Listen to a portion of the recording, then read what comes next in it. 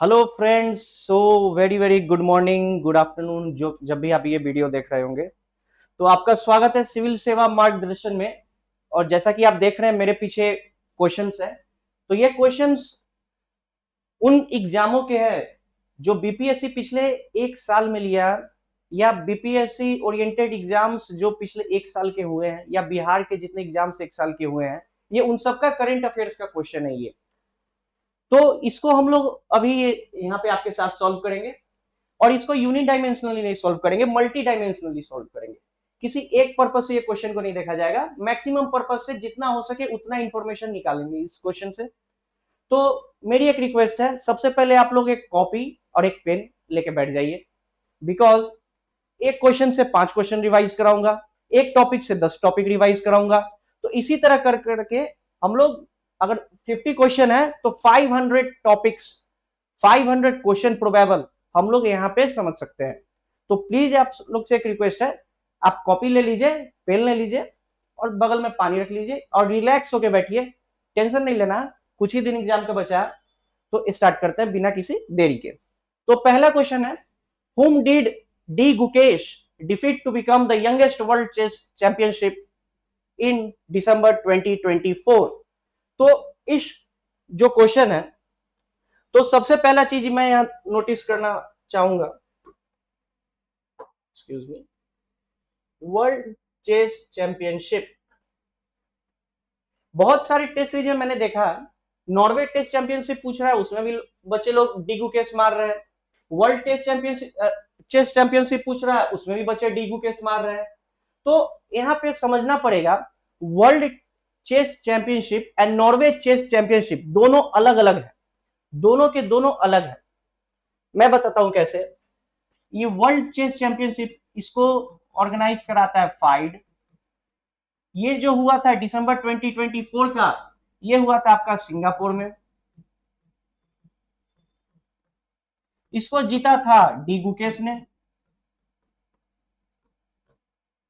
और किनको हराया था, क्वेश्चन ये पूछ रहा है, तीनों ने हराया था डिंग लिरेन को, जो कि थे चाइना के।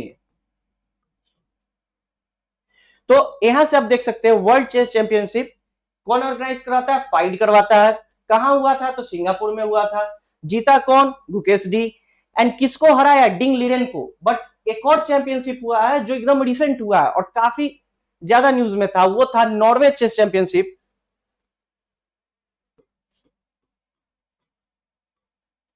नॉर्वे चेस चैंपियनशिप, ये हुआ था आपको, एक सिटी है नॉर्वे में, स्टेवेंजर, वहां पे इसको ऑर्गेनाइज कराया गया था। नॉर्वे चेस चैंपियनशिप कहां ऑर्गेनाइज करवाया गया था, स्टेवेंजर नॉर्वे में। वर्ल्ड चेस चैंपियनशिप कहां ऑर्गेनाइज करवाया गया था, सिंगापुर में। ठीक है, इसको जीता था मैग्नस कार्लसेन। कहां के हैं ये, नॉर्वे के हैं। ठीक है, किसको हराया था, फेबिनो कैरुना। कहां के हैं, यूएस के हैं।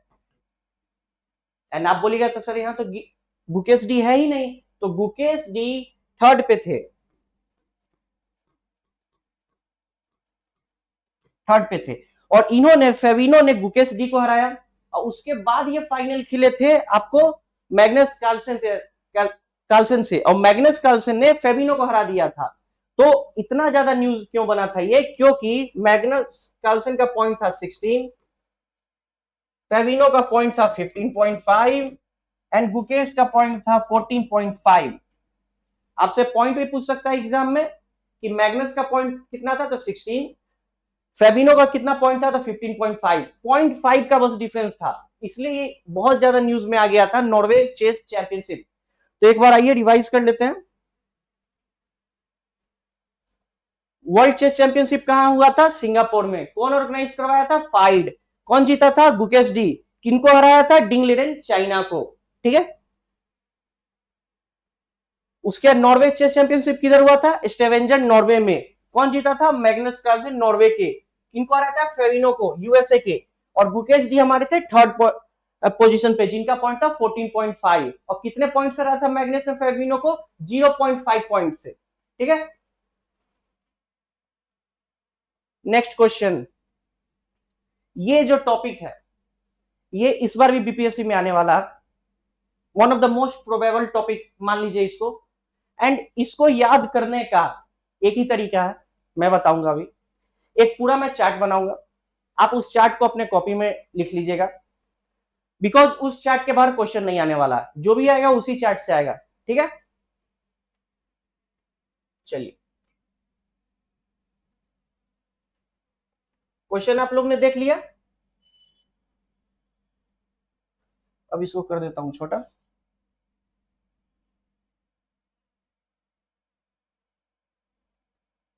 ठीक है, तो आप लोग ने पेन निकाल लीजिए और कॉपी निकाल लीजिए, क्योंकि मोस्ट इंपॉर्टेंट चार्ट बनाने जा रहा हूं।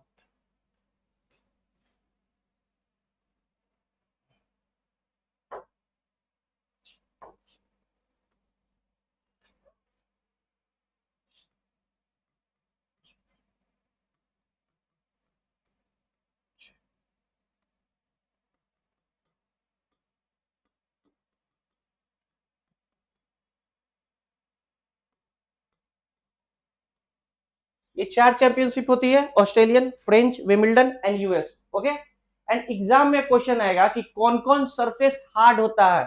ठीक है, कौन कौन सरफेस हार्ड होता है? तो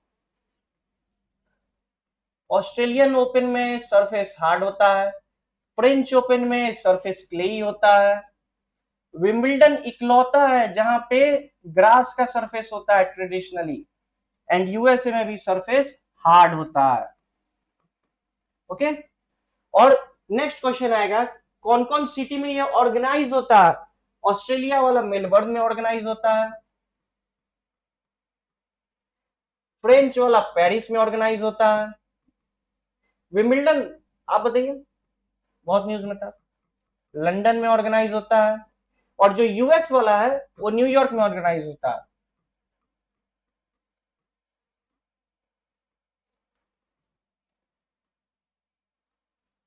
एंड सबसे अच्छी बात ये, मैंने जो ये लिखा है ऑस्ट्रेलिया, फ्रेंच, विमिल्टन एंड यूएस, सबसे पहले ऑस्ट्रेलिया होगा, फिर फ्रेंच होगा, तब विमिल्टन होगा, तब जाके यूएस होगा। अगर आपसे एग्जाम में पूछेगा कि इंक्रीजिंग ऑर्डर क्या होना चाहिए, इंक्रीजिंग ऑर्डर क्या है ग्रैंड स्लैम का, तो आप बोलिएगा सबसे पहले Australian Open, French Open, Wimbledon and then US. कौन कौन सरफेस पे होता है याद करिए, सबसे पहले ऑस्ट्रेलिया हार्ड सरफेस, आप देखते होंगे क्रिकेट मैच, वहां ऑस्ट्रेलिया का सरफेस हार्ड होता है, ग्राउंड हार्ड होता है, उससे याद रखिए Australia hard and US hard. French clay and Wimbledon आप देखे होंगे टीवी में, अभी इंडिया इंग्लैंड का टेस्ट मैच में बार बार एडवर्टाइजमेंट आ रहा था, ट्रेडिशनली ग्रास सरफेस पे वहां होता है। ठीक है, एंड अब सिटी याद करते हैं, Australia Melbourne, विमिल्टन London, France Paris and US New York. हो गया, अब देखिए, अब पूछेगा कि कौन कौन जीता। आइए, एक तरफ मेंस का बनाएंगे, एक तरफ वोमेन का बनाएंगे। ठीक है, ऑस्ट्रेलियन ओपन किसने जीता था? Jannik Sinner. कहां के? ये इटली के। फ्रेंच ओपन किसने जीता था? कार्लोस एल्केराज। कहां के? ये स्पेन के। विमिल्टन किसने जीता था?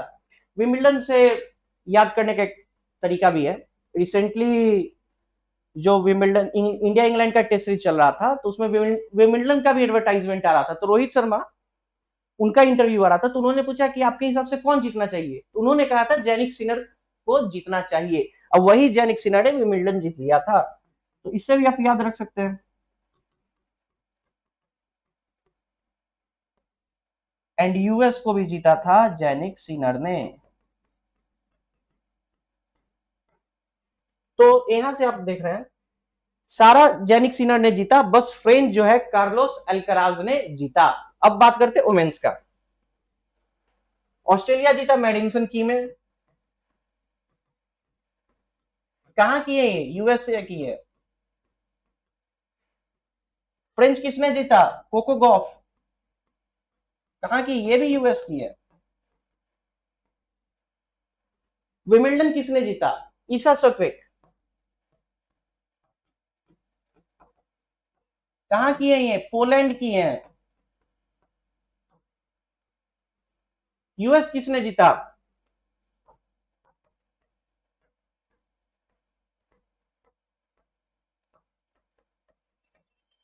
एरिना सबलकेना।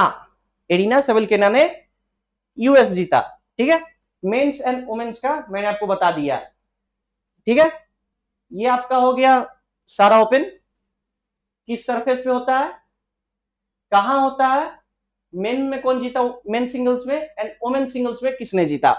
ये आपका एक पूरा चार्ट हो गया। अगर आप इसी चार्ट बना के अगर आप याद कर सकते हैं तो सबसे बेस्ट है, क्योंकि इससे बाहर एग्जाम में नहीं आता है। आप कोई भी एग्जाम निकाल लीजिए, इससे बाहर नहीं आएगा। आप देख लीजिए, सरफेस हो गया, सिटी हो गया, men single and women single. अब इसके बाहर आएगा तो किसी से नहीं बनने वाला। ठीक है, एंड याद इसको करना ही पड़ेगा, और कोई ऑप्शन है ही नहीं। ठीक है, आइए एक बार फिर से रिवाइज कर लेते हैं quickly. Australia hard surface, Melbourne ground, Jannik Sinner winner main, and women में मेडिसन की USA. French surface clay, Paris में होता है। कार्लोस एल्कराज स्पेन के जीते थे, एंड कोको गॉफ यूएसए की जीती थी। विमिल्टन ग्रास सरफेस, लंदन में होता है ये, जेनिक सिनर जीते थे, and Isa Swiatek of Poland जीती थी। US hard surface again, New York city, Jannik Sinner जीते, एंड आर्या सवलकोना ने वुमेन सिंगल जीता। ठीक है, याद हो जाएगा ये। ठीक, तो इसका आंसर देखते हैं। Who among the following was the winner of the women singles in the French Open tournament. तो आप यहां देखिए, French number 2, here is number 2 women's के Coco Gauff. The answer will be D, Coco Gauff. ये इन्होंने US Open जीता था। ठीक है, next question. Okay, along with the Indian Suvanshu Shukla astronaut from which other countries were the part of Axiom 4 mission of 2025 to International Space Station। काफी hot topic है ये। तो सबसे पहले हम लोग जानेंगे कि Axiom 4 क्या है। ठीक है, तो इसको यहां करके मैं वहां लिख दूं। ठीक है, एंड इसको थोड़ा ठीक, Axiom 4 ये दिख रहा है। ठीक ठीक, तो ये जो है private space crew mission to International Space Station है। ये आप लोग सब जान रहे हैं, बट जो नहीं जान रहे वो मैं बताने जा रहा हूं, तो प्लीज ध्यान से सुनिएगा। ठीक है, इसका थीम क्या था, what was the theme of axiom 4 mission. काफी सारे मैगजीन में कवर नहीं है, बहुत सारे टेस्ट सीरीज में भी नहीं पूछा गया, फिर भी मैं बता रहा हूं। इसका थीम था रियलाइज द रिटर्न। इसका जो थीम था रियलाइज द रिटर्न। ठीक है, एक्सियम 4 का क्या थीम था, साथ बोलिएगा, रियलाइज द रिटर्न। ठीक है, किसका किसका जॉइंट वेंचर था ये था नासा प्लस स्पेस एक्स। ठीक है, अगला पूछता है इसमें कौन सा स्पेस क्राफ्ट एंड कौन सा रॉकेट रॉकेट यूज हुआ था। Okay, space dragon, space craft plus falcon 9 rocket. ठीक है, स्पेस ड्रैगन एयरक्राफ्ट था, बट फाल्कन 9 रॉकेट था। अगर एग्जाम में पूछेगा कि कौन सा स्पेस क्राफ्ट था तो स्पेस ड्रैगन होगा वो। ठीक है, अगर पूछेगा कौन सा रॉकेट था तो फाल्कन 9 होगा। अगर थीम पूछेगा तो रियलाइज द रिटर्न होगा। एंड इसके कंट्री कौन कौन थे, India, US, Poland and Hungary. India, US, Poland, Hungary. ठीक है, तो इसमें वही पूछा है, इसमें कौन कौन थे, यूएसए था, पोलैंड भी था, हंगरी था, नॉर्वे नहीं था। Option 2 will be eliminated and one is there. Here is your answer. ठीक है, इसको एक बार अच्छे से पढ़ लीजिएगा, जो आपके कॉपी में नहीं है उसको यहां से लिख लीजिएगा। ठीक है, थीम आपके कॉपी में मेनली नहीं होगा, उसको लिख लीजिएगा। And please spacecraft and rocket का डिफरेंस को ध्यान से देखिएगा।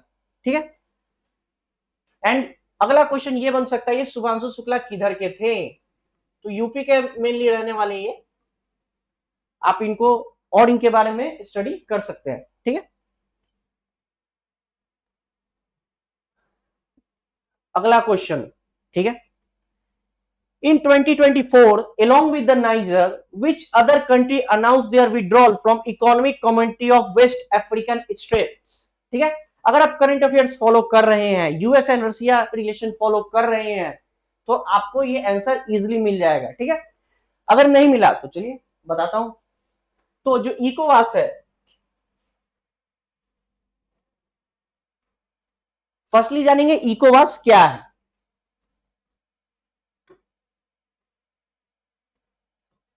इकोवास, ओके,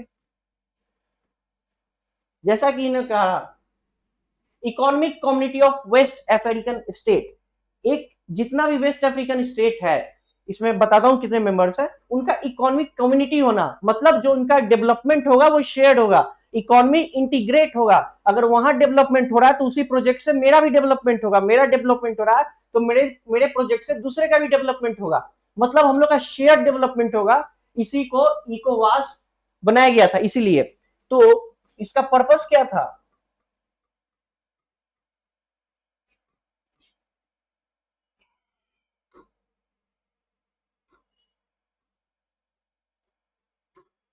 पर्पस था शेयर्ड इकोनॉमिक डेवलपमेंट। ओके, अगला क्वेश्चन ये आता है किस ट्रीटी से बना था ये, तो इसको बनाया गया था ट्रीटी ऑफ लागोस। अब ये लागोस वो वाला नहीं है, लागोस वियतनाम नहीं है, ये लागोस नाइजीरिया का एक शहर है। ठीक है, ये पूछ सकता है एग्जाम में, इकोवास कौन से ट्रीटी से बनाया गया था, तो ट्रीटी ऑफ लागोस जो कि है नाइजीरिया में। कितने मेंबर्स है, तो 15 मेंबर्स है इसके, 15 मेंबर्स। कैपिटल किधर है, अबूजा, जो नाइजीरिया का कैपिटल है, अबूजा नाइजीरिया। ये हो गए इकोवास के। ठीक है, अब जो इन इकोवास से जो विड्रॉ कर लिए थे वो कंट्री कौन कौन थे, तो 3 कंट्री थे, Burkina Faso, Mali and niger. ठीक है, तो Burkina Faso, Mali and niger, इन्होंने इसलिए विड्रॉ किया क्योंकि इन्होंने अपना एक ऑर्गेनाइजेशन बनाया जिनका नाम था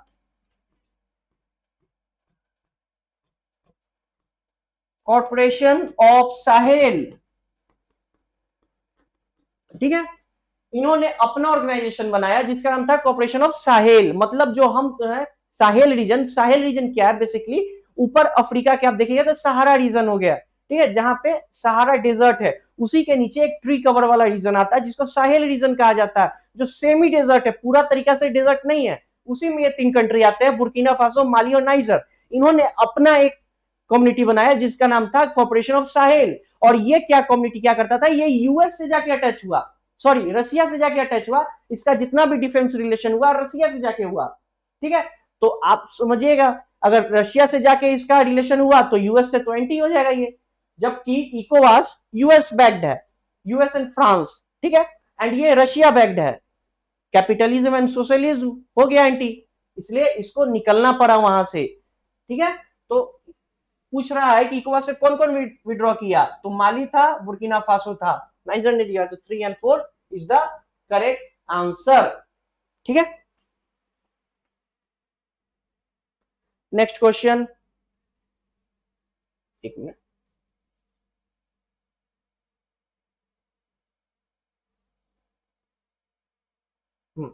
According to All India Survey on the Higher Education report, 2021 to 2022, highest share of foreign students enrolled in higher education in India come from which country? किस कंट्री के लोग इंडिया में ज्यादातर आते हैं अपना हायर एजुकेशन लेने के लिए? देखिए ये वाला जो रिपोर्ट है कोई नहीं पढ़ता एग्जाम में, ठीक है, और ये रिपोर्ट एग्जामिनर आपको इसलिए देता है कि आप थोड़ा अपना कॉमन सेंस लगाइएगा, ठीक है, क्योंकि एग्जाम में आपका स्मार्टनेस चेक किया जा रहा है कि आप कितने स्मार्ट हैं। तो इसमें पूछ रहा है किस कंट्री के लोग इंडिया में मैक्सिमम आते हैं अपना हायर एजुकेशन करने के लिए।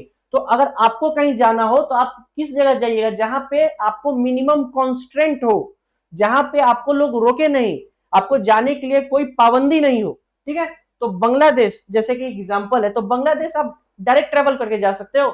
नहीं, वहां आपको कुछ कॉम्प्लिकेशन आएगा, परमिशन चाहिए, वीजा चाहिए, सॉरी वीजा नहीं पासपोर्ट चाहिए, तो आप जाके बांग्लादेश जा सकते हो ना, ठीक है। अफगानिस्तान सेम देयर, अफगानिस्तान के लोग इंडिया आएंगे, ठीक है, उनको भी कॉम्प्लिकेशन है, बांग्लादेश के भी लोग इंडिया आएंगे उनको भी कॉम्प्लिकेशन है, ठीक है। बट अब बचा भूटान एंड नेपाल, भूटान एंड नेपाल, ठीक है। तो मैंने तो दो एलिमिनेट कर दिया एग्जाम में, ठीक है, अगर आप स्मार्ट हो तो ये दो तो एलिमिनेट कर दो। अब बचा भूटान एंड नेपाल। अगर आप दो ऑप्शन में फंस जाओ तो आप गारंटी एक पे गेस ले लो, एंड कभी ब्लाइंड गेस मत लेना, एंड थोड़ा सा भी लॉजिक लगा के ही गेस लेना, बिकॉज लॉजिक लगाएगा, अगर 10% भी आपने लॉजिक लगाया तो आपका मैक्सिमम चांस है कि आंसर आपका सही होगा, ठीक है। तो ब्लाइंड गेस नहीं लेना है, थोड़ा लॉजिक लगा के लेना है, ठीक है। तो अब बचा नेपाल और भूटान। अब इमेजिन करिए पॉपुलेशन किसका ज्यादा, नेपाल का या भूटान का, ठीक है, कहां के लोग ज्यादा आ पा रहे हैं, नजदीक कौन है, नेपाल या भूटान? नेपाल, जिससे इंडिया का काफी अच्छा रिलेशन है। नेपाल के रिलेशन में कहा जाता है ना रोटी एंड बेटी का रिलेशन है, दैट्स व्हाई। तो ये ऐसा स्मार्टनेस से आप ये क्वेश्चन को सॉल्व कर सकते हो। ये वाला रिपोर्ट मैगजीन में काफी कम कवर होता है, कोई भी मैगजीन में। ये एग्जामिनर आपका स्मार्टनेस देख रहा है, ठीक है, स्मार्टनेस से इसको हमने सॉल्व किया। नेक्स्ट क्वेश्चन पे आते हैं। Okay, what is the maximum capital subsidy percentage offered for investment exceeding 50 crore under Bihar tourism policy? तो इसके लिए पहले बिहार टूरिज्म पॉलिसी को जानना बहुत जरूरी है, ठीक है। तो चलिए हम लोग बिहार टूरिज्म पॉलिसी को देखते हैं। ओके, क्वेश्चन देख लिया आप लोग ने, ठीक है।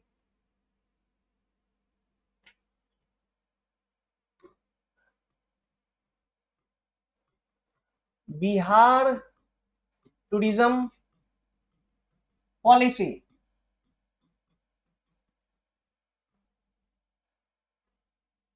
ओके, कितने सालों के लिए आया था, सबसे इंपॉर्टेंट ये है, तो 5 ईयर्स इसका ऑपरेशन टाइम है,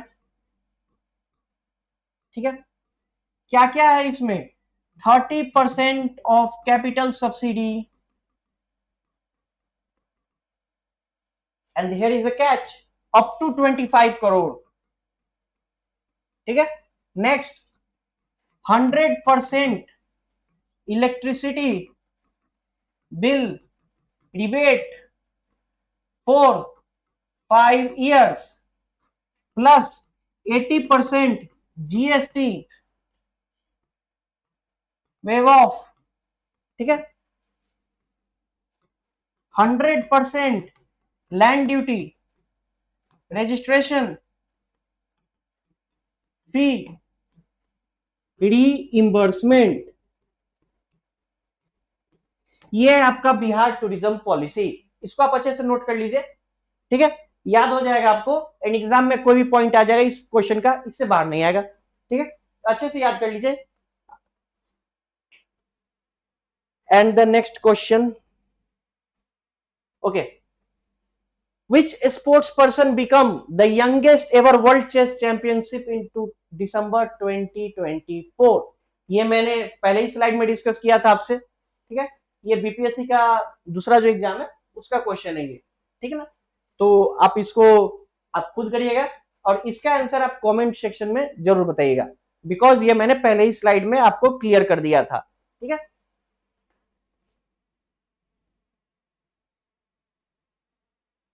Which sports person become the youngest ever, ये तो हो गया।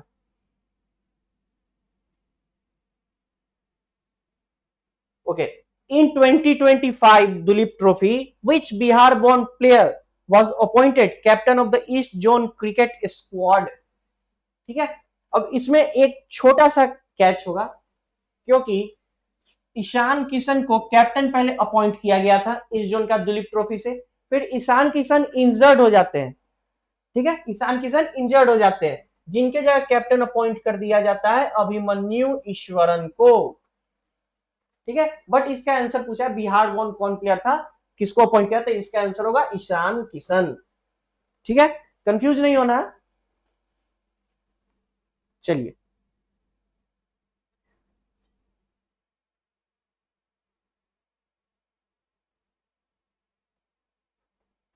ओके,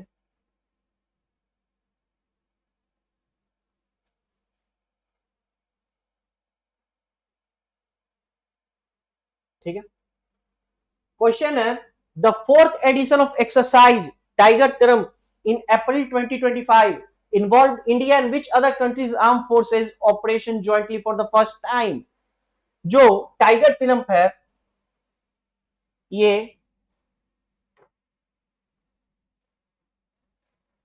टाइगर तिरम है, ये क्या है, इंडिया प्लस यूएस का ट्राई सर्विस HADR है, humanitarian assistant disaster relief exercise, तो इसका आंसर है यूएस, ठीक है।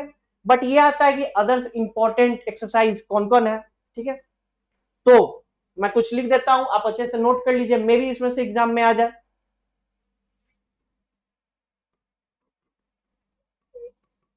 तो आता है exercise Varuna, India plus France, ठीक है। एक्सरसाइज शक्ति, इंडिया प्लस फ्रांस, ठीक है। फिर आता है exercise desert night, India France and UAE.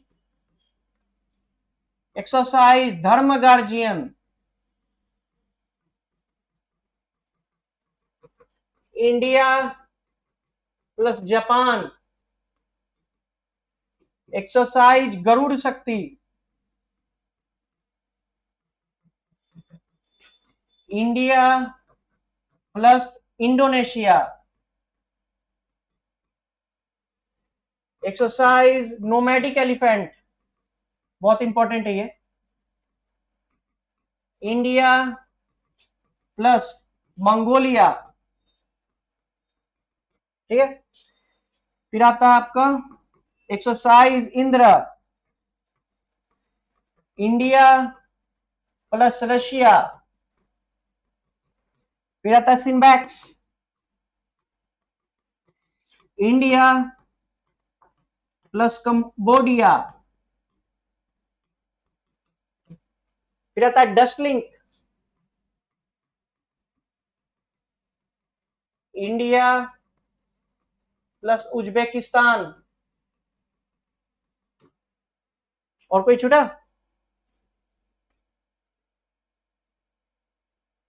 हाँ, एक छूटा, exercise cyclone, India plus Egypt. आप लोग का 2 होमवर्क है, ठीक है।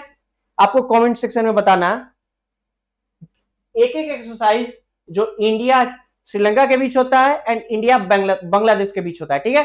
आप लोग कमेंट में बताइए इंडिया श्रीलंका का कौन सा एक्सरसाइज होता है और इंडिया एंड बांग्लादेश का कौन सा एक्सरसाइज होता है, ठीक है। Comment India plus Bangladesh and India plus Sri Lanka, ये आपको खोज के कमेंट में बताना है कि ये दोनों एक्सरसाइज किनका होता है, ठीक है। मतलब कौन सा एक्सरसाइज ये दोनों कंट्री के बीच होता है, ठीक है। ये सारा एक्सरसाइज है, एक बार अच्छे से रिवाइज कर लीजिएगा।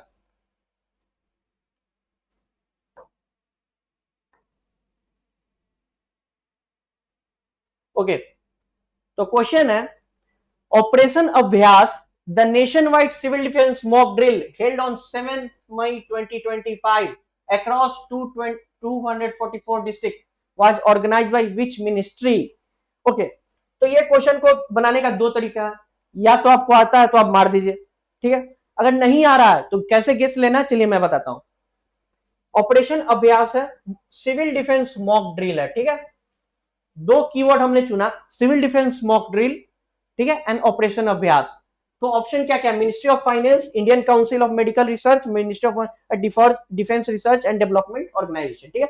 तो सबसे पहले सिविल डिफेंस मॉक ड्रिल है, तो मॉक ड्रिल में मिनिस्ट्री ऑफ फाइनेंस का क्या काम है, ठीक है, तो पहला मैंने यहां से एलिमिनेट कर दिया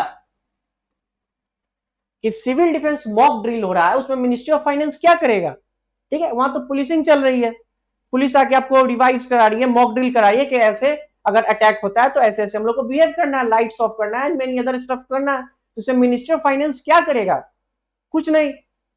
उसके बाद आता है Indian Council of Medical research, अरे भाई मॉक ड्रिल करे थे, इसमें आईसीएमआर का क्या काम, कौन सा मेडिकल फैसिलिटी आप प्रोवाइड करोगे मॉक ड्रिल में, ठीक है। तो यहां से भी ये ऑप्शन को एलिमिनेट कर सकते हैं, क्योंकि पुलिसिंग आईसीएमआर के पास है क्या, जो आईसीएमआर हम लोग को मॉक ड्रिल करवाएगा, ठीक है। वैक्सीन से कोई रिलेटेड होता है तब हम लोग जाते हैं आईसीएमआर के पास, बट ये तो सिविल डिफेंस मॉक ड्रिल है, तो आईसीएमआर को भी हम लोग ने एलिमिनेट कर दिया। अब बचा ministry of home affair and defence research development organisation, and यहां आपका अगर आपको नहीं आ रहा है तो यहां पे आप ये दोनों में गेस कर सकते हैं। Civil defence mock drill, defence है तो आप डीआरडीओ में फंसिएगा, एंड होम अफेयर्स, फिर यहां याद करिए डीआरडीओ का काम है जो डिफेंस के इक्विपमेंट्स है उनको बनाना, ठीक है। आपने कभी देखा डीआरडीओ आके यहाँ पे मॉक ड्रिल करवा रहा है, कोई ऑपरेशन कर, एंड यहाँ पे ऑपरेशन भी तो है, ऑपरेशन अभ्यास, डीआरडीओ को कोई ऑपरेशन करते हुए आपने देखा है, या मिनिस्ट्री ऑफ फाइनेंस को देखा है कोई ऑपरेशन करते हुए, नहीं ना, डीआरडीओ तो इक्विपमेंट बनाता है। तो यहां से मुझे पता चला ये भी एलिमिनेट हो गया, तो तीन ऑप्शन एलिमिनेट हो गया, सही था नहीं पता मुझे कौन था, पर क्या गलत है वो मैं अंदाजा लगा लिया, इसके कारण मेरा आंसर आ गया मिनिस्ट्री ऑफ होम अफेयर्स। तो ऐसे आप एग्जाम में एलिमिनेट कर करके अपना आंसर निकाल सकते हैं।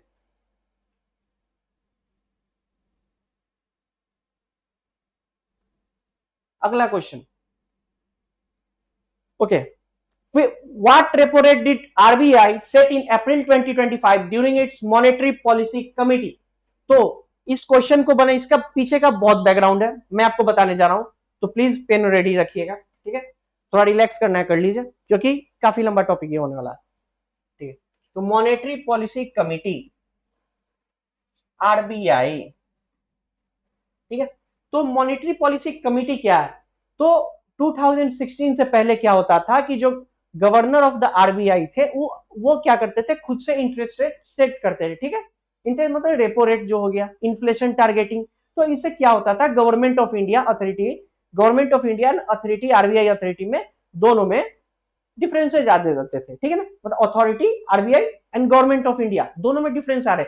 गवर्नमेंट सोच रही है कि यहाँ पे डिमांड पुल इन्फ्लेशन बढ़ाया जाए, डिमांड बढ़ाया जाए मार्केट में, ठीक है, डिमांड कैसे बढ़ेगा, जब हम लोग मनी सप्लाई को इंक्रीज करेंगे, मतलब इंटरेस्ट रेट घटा देंगे, बट आरबीआई कहता था ना इन्फ्लेशन ज्यादा है, हम लोग मनी सप्लाई को कम ही रखेंगे, ठीक है, गवर्नमेंट बोलता था मनी सप्लाई बढ़ाओ, आरबीआई कहता नहीं मनी सप्लाई हम लोगों को कम करना है। तो इसके बीच में इतना डिफरेंस हो गया, तो उर्जित पटेल जब वहां के गवर्नर थे तो उन्होंने एक रेकमेंड किया कि मॉनेटरी पॉलिसी कमेटी बनाओ जहां दोनों के मेंबर साथ में काम करेंगे, ठीक है। तो क्या हुआ,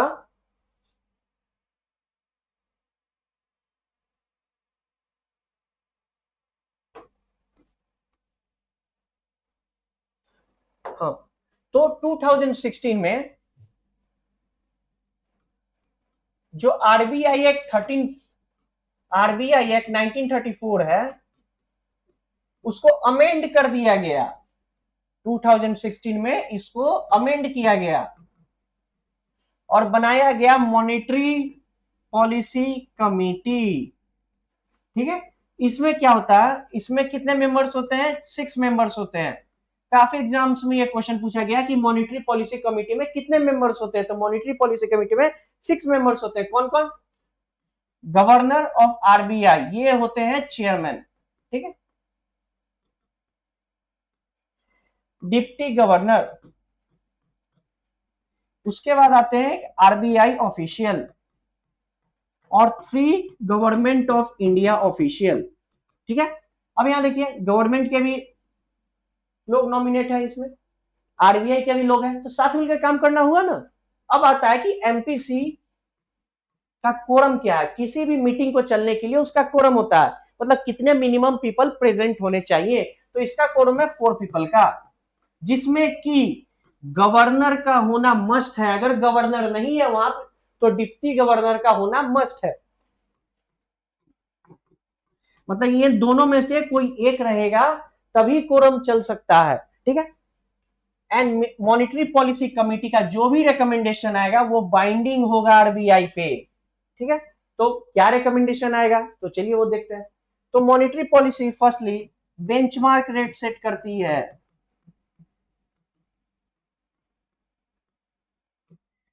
इंडिया में बेंचमार्क रेट क्या है, रेपो रेट। इंडिया में बेंचमार्क रेट क्या है, रेपो रेट। क्यों बेंचमार्क रेट है वो, क्योंकि अगर अब मुझे कैश रिवर्स रेपो निकालना है तो मैं क्या करूंगा, रेपो में से सम बेसिस पॉइंट घटा दूंगा। मुझे एमएसएफ निकालना है तो मैं रेपो में सम बेसिस पॉइंट ऐड कर दूंगा। सम बेसिस पॉइंट मतलब होता है एक small percentage of amount add कर दूंगा उसमें, तब जाके वो मेरा एमएसएफ निकलेगा। रिवर्स रेपो में से थोड़ा बेसिस पॉइंट घटा दूंगा।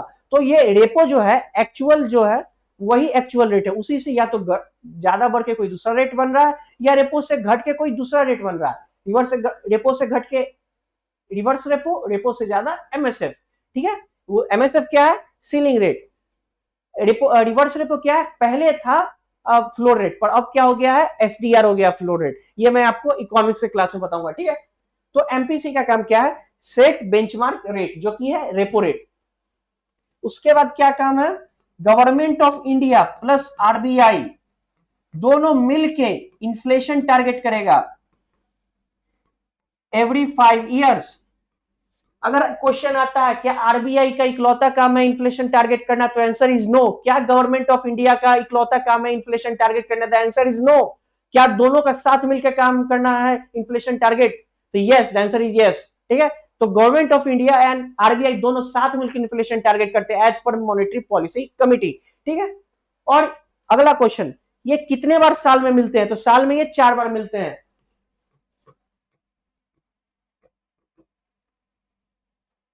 ठीक है। तो ये मॉनेटरी पॉलिसी कमिटी था जो आपका ये पोर्शन है। अब आया repo rate. What is repo rate, तो रेपो रेट को मैं अब एक्सप्लेन कर रहा हूं, ध्यान से सुनिएगा। तो ये एक बैंक है एंड ये ये आरबीआई है एंड ये एक बैंक है। ठीक है। और ये रहा मैं। तो मैं गया बैंक के पास, मैं एक हाई नेटवर्थ इंडिविजुअल हूं, तो मैंने बोला कि बैंक क्या आप मुझे 210 करोड़ दोगे एज अ लोन। बैंक बोला बिल्कुल दूंगा। तो बैंक ने अपना चेक किया कि मेरे पास कितना रुपया भाई, तो बैंक के पास था 200 करोड़। अब बैंक के पास अभी अवेलेबल 200 करोड़ है, बट मैं उससे मांग रहा हूं 210 करोड़। तो बैंक के पास 10 करोड़ रुपीज का शॉर्टेज हो गया। तो बैंक यहां क्या करेगा, आरबीआई को बोलेगा, आरबीआई मुझे 10 करोड़ का इंस्टेंट लोन चाहिए, शॉर्ट टर्म लोन चाहिए। शॉर्ट टर्म लोन मतलब 0 to 90 डेज का लोन होता है। ठीक है। तो मुझे शॉर्ट टर्म लोन चाहिए। आरबीआई बोलेगा ठीक है, एक काम करो, क्योंकि बिना गारंटी के तो लोन मिलेगा नहीं उतना हाई अमाउंट का, तो गवर्नमेंट सिक्योरिटी एक हम लोग बनाते हैं। ठीक है। मैं तुमसे गवर्नमेंट सिक्योरिटी खरीद लेता हूं। ठीक है। और मैं तुम्हें पैसा दे देता हूं 10 करोड़। ठीक है। तो यहां ट्रांजेक्शन हो गया, बट जो सिक्योरिटी होगा उसमें लिखा रहेगा कि जितना दिन के लिए मैं पैसा लिया हूं आरबीआई से, मान लीजिए 10 डेज के लिए, तो उसमें लिखा रहेगा 10 दिन बाद वही सिक्योरिटी आरबीआई से बैंक दोबारा खरीद लेगा। तो 10 दिन बाद क्या होगा, बैंक बोलेगा आरबीआई को, आरबीआई मेरा सिक्योरिटी वापस कर लो और मैं तुम्हें तुम्हारा पैसा दे देता हूं। पहले क्या था, बैंक ने आरबीआई को बोला मुझे पैसा चाहिए, तो आरबीआई ने बैंक से सिक्योरिटीज खरीद लिया और आरबीआई को पैसा दे दिया।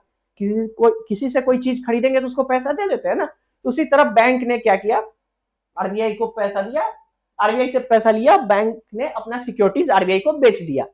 बट उस सिक्योरिटीज पे लिखा हुआ था कि 30 दिन बाद मैं तुमसे फिर अपना सिक्योरिटीज खरीद लूंगा और तुम्हें तुम्हारा पैसा दे दूंगा, ठीक है। बट उस सिक्योरिटीज का दाम होगा 10 करोड़ नहीं होगा, उस सिक्योरिटी का दाम होगा 10 करोड़ एंड 65 लाख,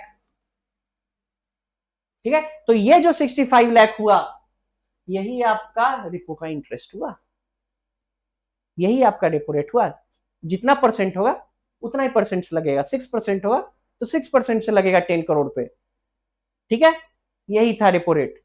तो जनवरी में रेपो रेट था 6.25%, तो अप्रैल में क्या किया गया कि 25 बेसिस पॉइंट उसको घटा के 6% पे रेपो रेट ले आया गया, ठीक है। ये था आपको रेपो रेट, इसलिए इसका नाम है रेपो का रीपर्चेज एग्रीमेंट, कि मैं आपसे दोबारा अपना सिक्योरिटी रीपर्चेज करने का एग्रीमेंट बना रहा हूं। That's why it is called repo rate, ठीक है।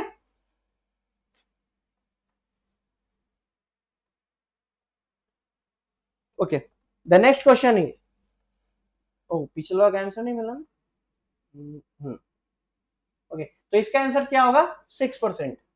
जनवरी में कितना था 6.25, अप्रैल में कितना हो गया 25 बेसिस पॉइंट कम करके 6% कर दिया गया। इसका क्या होगा इम्पैक्ट, क्या होना चाहिए इंडस्ट्री पे इम्पैक्ट, कंज्यूमर पे क्या इम्पैक्ट होगा, इन्फ्लेशन पे क्या इम्पैक्ट होगा, आप लोग कमेंट कर दीजिएगा, मैं अगला वीडियो में बता अच्छे से समझा दूंगा, ठीक है। Okay, who won the men single at Wimbledon 2025, first slide का क्वेश्चन है ये, आप लोग को इसका आंसर कमेंट में बता देना है, क्योंकि मैंने फर्स्ट स्लाइड में ही सारा चार्ट बना के आप लोगों को कवर करा दिया है। The book titled Citizen and Society, released in 2016 by President of India, was authored by which constitutional authority?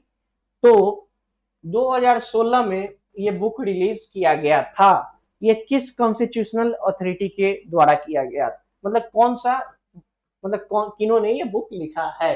तो इसका आंसर है मोहम्मद हामिद अंसारी। अब बोलिएगा तो ये तो आ नहीं रहा था एग्जाम में, ये कहां से करंट अफेयर्स आ गया था 2016 का। कोई प्रॉब्लम नहीं है, अगर ऐसा क्वेश्चन आ रहा है 2016 का तो कोई प्रॉब्लम नहीं है, आप स्टैटिक पे फोकस कर लो। ऐसा क्वेश्चन से सिलेक्शन होने का कोई गारंटी नहीं है, बट स्टैटिक अगर आप मिस कर लीजिएगा तो उससे सिलेक्शन रुकने का 100% गारंटी है। अगर ऐसा क्वेश्चन नहीं आ रहा है तो कोई प्रॉब्लम नहीं एग्जाम में, ठीक है। इसका क्या प्रॉब्लम है मैं अभी बता रहा हूं। तो वाइस प्रेसिडेंट थे उस समय के हामिद अंसारी, तो एक quickly vice president and president अभी हम लोग रिवाइज कर लेते हैं, ठीक है। एक तरफ बनाएंगे वाइस प्रेसिडेंट, एक तरफ बनाएंगे प्रेसिडेंट, ठीक है। ओके, आर्टिकल 52, आर्टिकल 63,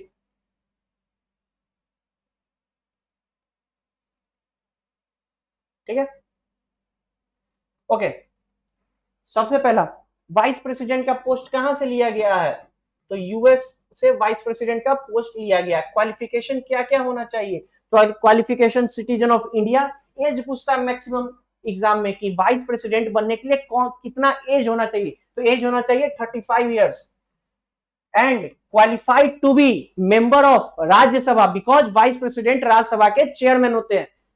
तो क्वालिफिकेशन क्या हो गया, qualified enough to be, qualified enough to be the chairperson of Rajya Sabha, qualified to be the member of Rajya Sabha, sorry, qualified to be the member of Rajya Sabha.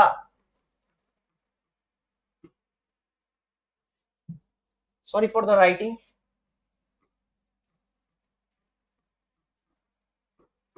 President का क्या, citizen of India, as कितना, इनका भी 35 years है, age 35 years, and qualified to be the member of Lok Sabha, qualified to be member of Lok Sabha,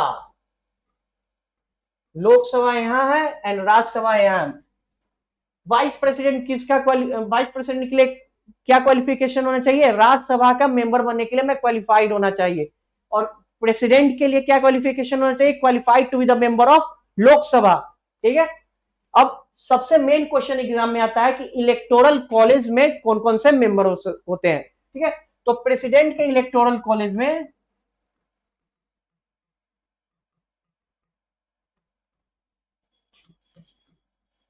elected members of parliament, elected members of state legislative assembly, and third elected members of state assembly of Delhi and Puducherry।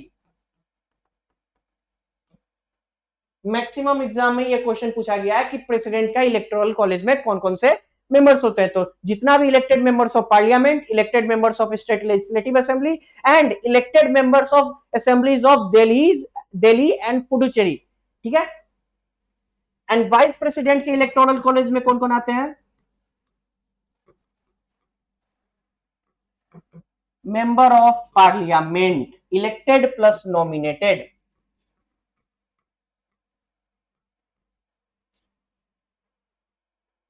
सबसे basic strategy है, ठीक है। And president का removal का condition क्या है? इनका है वायलेशन ऑफ कॉन्स्टिट्यूशन, ठीक है। ये भी एक टॉपिक क्लियर हो गया। अब कोई चीज बचा हुआ यहाँ पे? नहीं, इस वायलेशन ऑफ कॉन्स्टिट्यूशन, हाँ। एंड दूसरा सबसे अच्छा चीज मैं ये बता रहा हूं, मैक्सिमम बच्चा इसमें कंफ्यूज होता है, ठीक है। अगर वाइस प्रेसिडेंट हो या प्रेसिडेंट हो, ठीक है, अब है कि री इलेक्शंस कब होंगे। अगर कंप्लीशन ऑफ टर्म हो रहा है किसी वाइस प्रेसिडेंट का, अगर आप वाइस प्रेसिडेंट है एंड आप अपना 5 साल का टर्म कंप्लीट कर रहे हैं, तो जो इलेक्शन होगा वो आपके टर्म कंप्लीट होने से पहले होगा, ठीक है। अगर आप कंप्लीट कर रहे हैं टर्म, तो जो इलेक्शन होगा प्रेसिडेंट या वाइस प्रेसिडेंट का, आपके कंप्लीशन ऑफ टर्म से पहले होगा।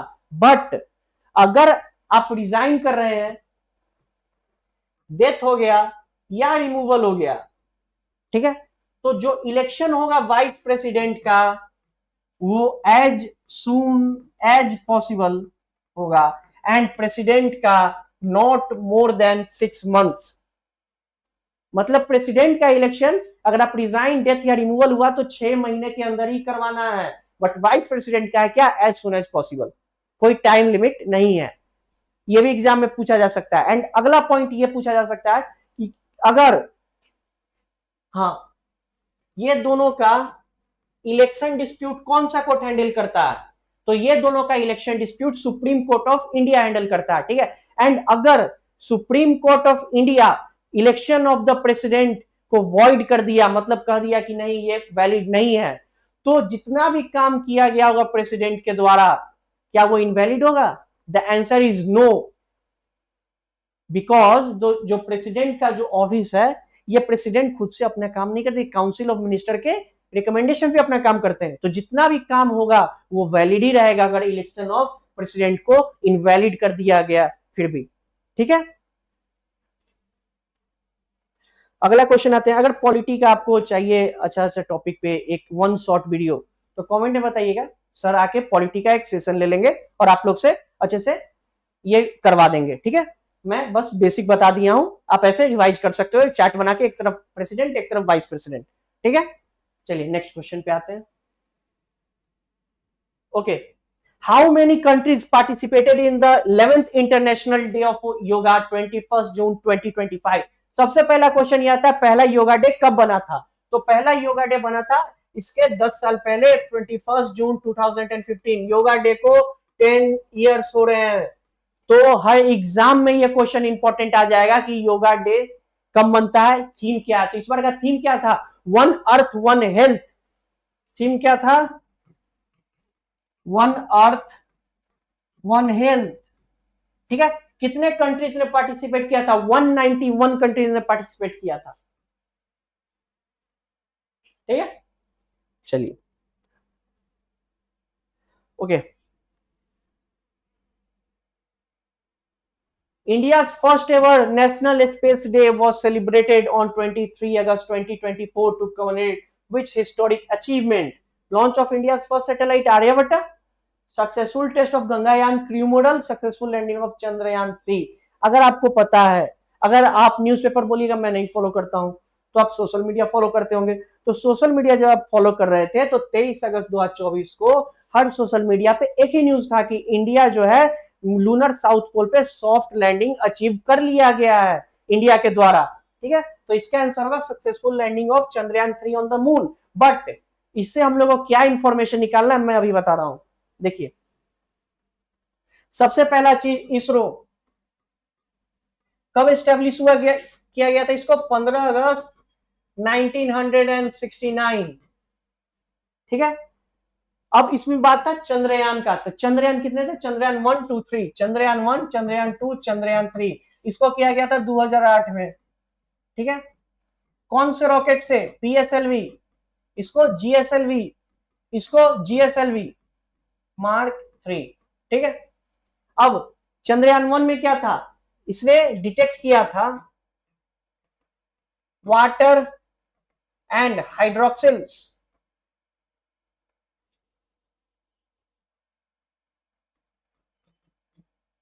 Water and hydroxyls on moon. Chandrayaan 2 ये पार्शियली सक्सेस था, क्योंकि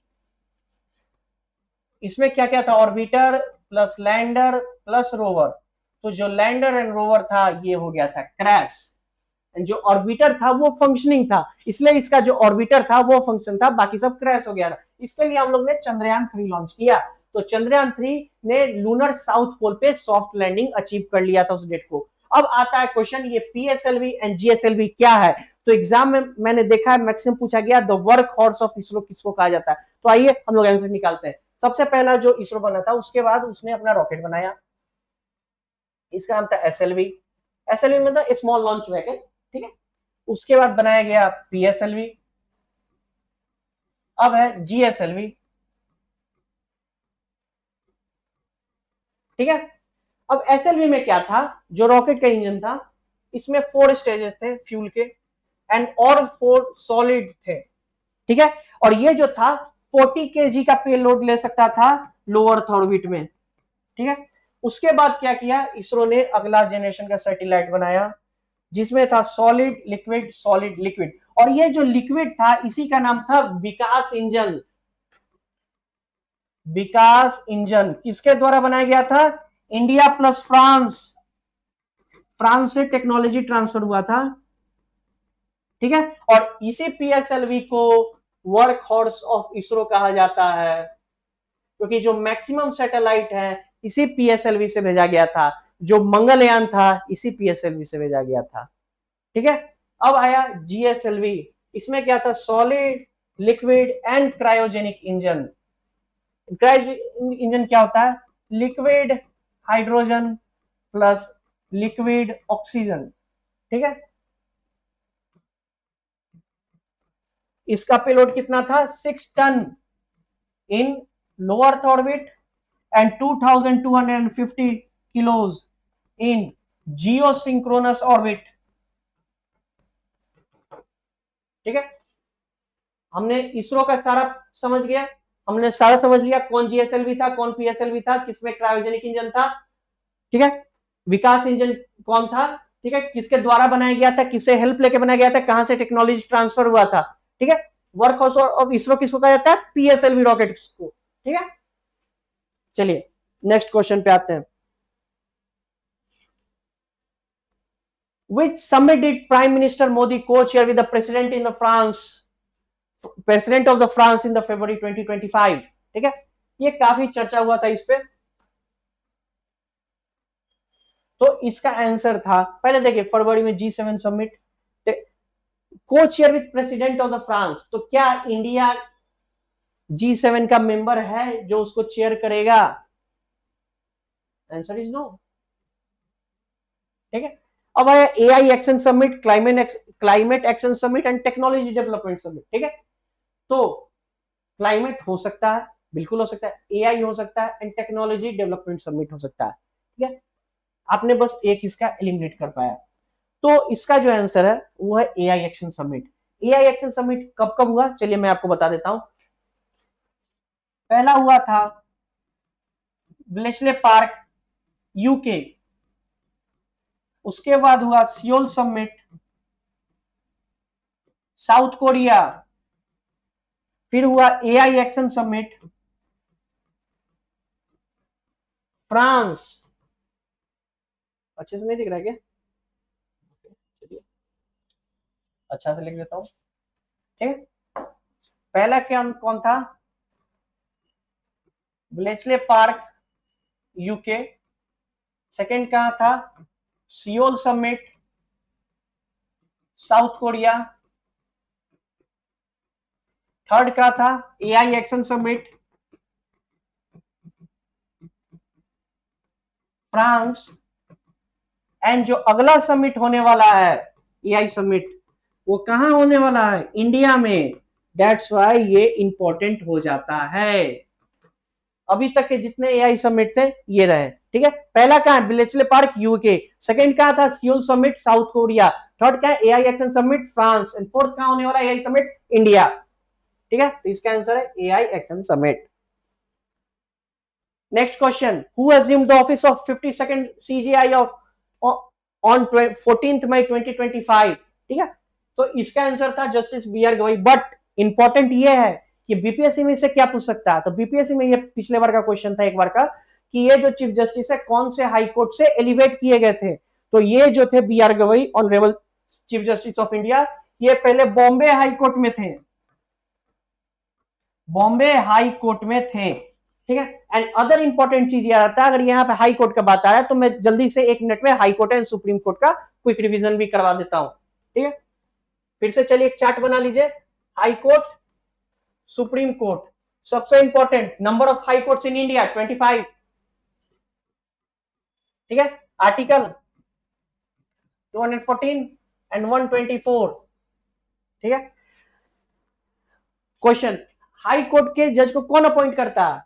चीफ जस्टिस को appointed by president in consultation with governor plus CJI, appointed by president. ठीक है, नंबर ऑफ जज कितने होंगे? The high court should be the number of जज, ये आएगा सीजेआई प्लस नंबर ऑफ जज प्रेसिडेंट डिटरमाइन। हाई कोर्ट में नंबर ऑफ जज कौन बढ़ा घटा सकता है? तो president of India. And supreme court में कौन कर सकता है? तो parliament of the India. CJI plus number of जज, पार्लियामेंट डिसाइड। ठीक है, पार्लियामेंट चाहे तो जज बढ़ा देगा। ठीक है, ये उसके बाद और क्या इंपॉर्टेंट है? हाँ, retirement age 62 years, retirement age 65 years. और कुछ बचा? हाँ, तो ये सबसे बेसिक हो गया, मैक्सिमम चीज इधर ही से पूछा जाता है। और एक और चीज, रीट पूछा जाता है क्या, कि जो फंडामेंटल राइट्स में जो रीट है उसका पावर कौन से कोर्ट को है? हाई कोर्ट या सुप्रीम कोर्ट को है? तो सुप्रीम कोर्ट को है। ठीक है, रिमूवल ऑफ जज कैसे होगा, ये सब अगर आपको जानना है तो आप प्लीज कमेंट में बता दीजिएगा, सर से मैं बोल के एक वीडियो बनवा दूंगा। ठीक है, okay. Which cultural festival for India was added to UNESCO representative list of the intangible cultural heritage of humanity in 2021? 2021 का पूछा है, तो इसमें था दुर्गा पूजा। हाँ, what is the truth for the major Dhyanchand Khel Ratna, बताना है कौन सा सही मिला हुआ। Shri Gukesh D, badminton. अभी तो हम लोग ने पढ़ा था बैडमिंटन में गुकेश डी नहीं थे, ये चेस चैंपियनशिप जीते थे ना, तो बैडमिंटन तो हो ही नहीं सकता, तो इसको मैं इरेज कर दूंगा। श्री मनु भाकर, चेस। एंड मनु भाकर आप जानते होंगे ये चेस की नहीं है, बट आपको जानना है वो कितने मीटर पिस्टल राइफल, कितने मीटर पिस्टल शूटिंग के लिए वो है, तो 10 मीटर पिस्टल शूटिंग के लिए मनु भाकर है, 10 मीटर पिस्टल, नो चेस। ठीक है, हरमनप्रीत क्रिकेट। अब यहां से आप देखिए कैसे आप प्रीजुडिस बनिएगा और एग्जामिनर आपको प्रीजुडिस बना के फंसा देगा। हरमनप्रीत क्रिकेट, हम लोग ने हमेशा हरमनप्रीत कौर को जाना है, जो कि क्रिकेट इंडियन वुमेन्स टीम की कैप्टन है। बट ये जो हरमनप्रीत है, ये हरमनप्रीत सिंह है, जो कि इंडियन हॉकी मेंस टीम के कैप्टन है। ठीक है, तो यहां पे हो जाएगा hockey. Parveen Kumar long jump पर एथलेटिक्स, आंसर इज करेक्ट। ठीक है, अगला question. In February 2025 Google open is biggest centre. ये इस टाइप के क्वेश्चन में या तो आपको आंसर आ रहा है या तो आपको आंसर नहीं आ रहा। ठीक है, तो इसका सही आंसर था अनंत। देख लीजिए, बेंगलोर में गूगल ने सबसे बड़ा ऑफिस खोला था, उसका नाम था अनंत। ओके, दो क्वेश्चन अगेन।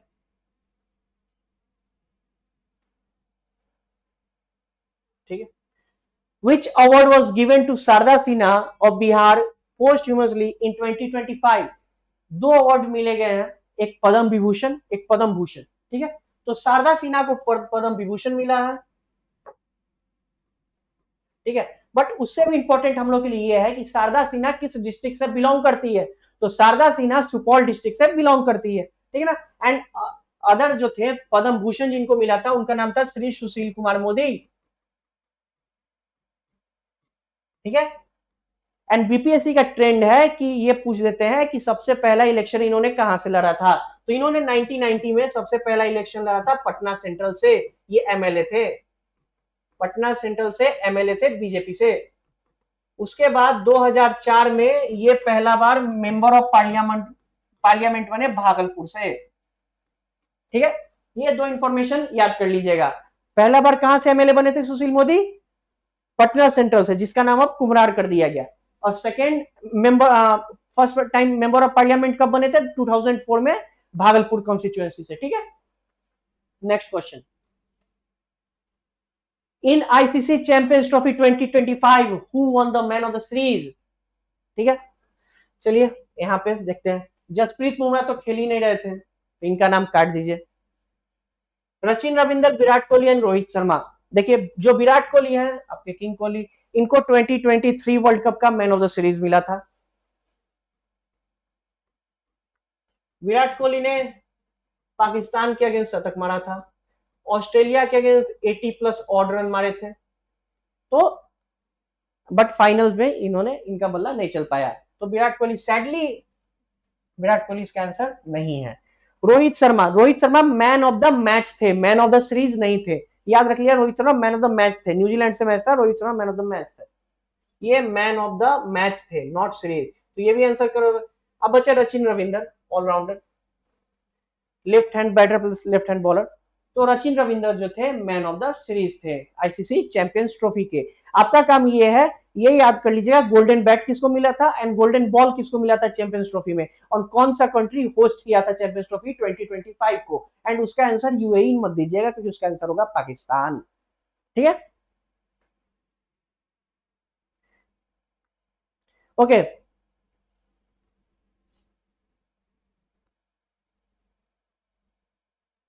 ठीक है, 11th BRICS environment minister meeting, 11th BRICS environment minister meeting 3 April 2025 held on. ठीक है, अगर आपको ब्रिक्स समिट फॉलो कर रहे हैं तो ये आप इसका आंसर दे सकते हैं, बट इसमें थोड़ा सा कैच है। इसका आंसर होगा ब्राजीलिया। कहां है ये? ब्राजील में।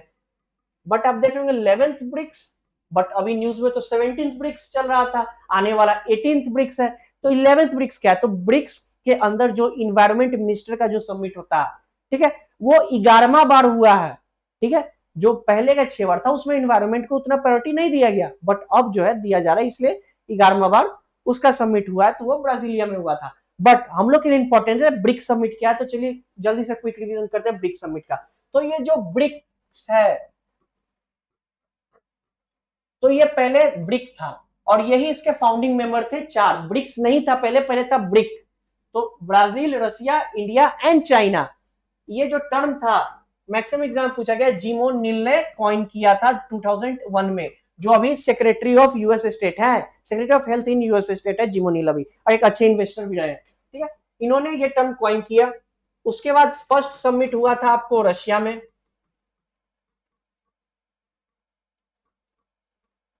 बट इन 2010 जो हुआ था इसमें साउथ अफ्रीका मेंबर बन गया ब्रिक का। तो ब्रिक क्या बन गया था? ब्रिक्स। आपसे पूछा जाएगा कि ब्रिक कब ब्रिक्स बना था, तो आप बोलिएगा 2010 में। फिर उसके बाद डेवलपमेंट आया 2024 में, जब Iran, Ethiopia, Egypt, Saudi Arabia and UAE ये ब्रिक्स के मेंबर बने। बट इसमें कैच है, सऊदी अरेबिया को अभी फॉर्मली वो अप्रूवल नहीं मिला है। एंड जो अभी आपका एग्जाम में क्वेश्चन आ सकता है कि 2025 में ब्रिक्स का न्यूली मेंबर कौन है, तो वो है इंडोनेशिया। तो 2025 में ब्रिक्स का न्यू मेंबर कौन है, तो वो है इंडोनेशिया। एंड ब्रिक्स से जो अदर क्वेश्चन पूछा जाता है, इस बार कौन सा ब्रिक हुआ था? 17th brick. कहां हुआ था? Rio de Janeiro, Brazil. इसका थीम क्या था? ब्रिक्स का थीम क्या था, आप बता सकते हैं? चलिए मैं लिख देता हूं, strengthening the global south,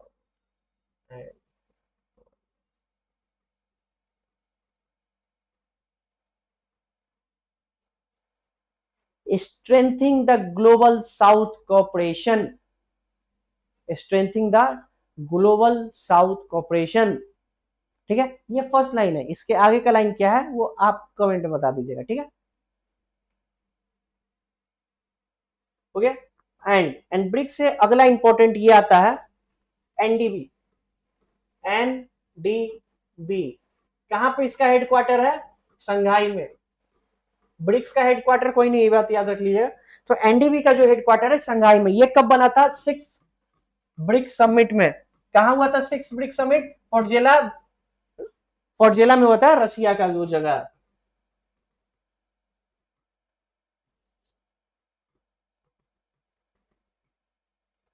Russia का ये जगह है।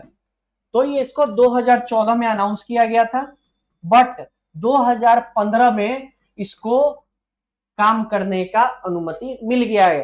अभी इसका एनडीबी से सबसे रिसेंट डेवलपमेंट ये है कि इसके 11 मेंबर्स हो गए, 11 मेंबर्स। एंड इसका जो सबसे रिसेंट मेंबर है वो है कोलंबिया प्लस उज्बेकिस्तान। ये क्वेश्चन आपके एग्जाम में आ सकता है कि एनडीबी का सबसे न्यू मेंबर कौन है, तो कोलंबिया प्लस उज्बेकिस्तान। ठीक है, नेक्स्ट क्वेश्चन ये हो गया, तो इसका आंसर होगा ब्राजीलिया। एंड अगला ब्रिक्स समिट कहां होने वाला है? 18th ब्रिक्स समिट, वो इंडिया में होने वाला है। अभी तुरंत एससीओ में चाइना ने भी इंडिया के ब्रिक्स समिट, इंडिया में ब्रिक्स समिट होने को लेकर समर्थन किया है। तो अगला क्वेश्चन पे आते हैं। Mr. Sachin Chaturvedi, who assumed the role of Vice Chancellor of Nalanda University, Bihar in May 2025, is an expert in which field? तो नालंदा यूनिवर्सिटी का नाम देखते हैं।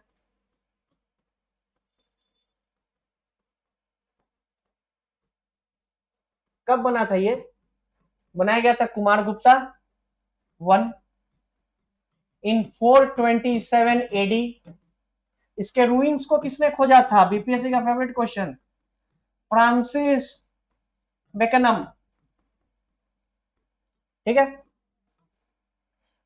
बट जो अभी का जो नालंदा है उसको किसने डिजाइन किया था, ये आप बताइएगा। मैं बस बता दे रहा हूं, दोषी। दोषी उनका सरनेम है, स्टार्टिंग में क्या नाम है आप बताइएगा। ठीक है, किसने अभी नालंदा यूनिवर्सिटी को डिजाइन किया है? दोषी उनका सरनेम है। उससे पहले क्या है वो आप बताइएगा। ठीक है, चलिए, चांसलर कौन है इसके? जो अभी फाइनेंस कमीशन के चेयरमैन है, अरविंद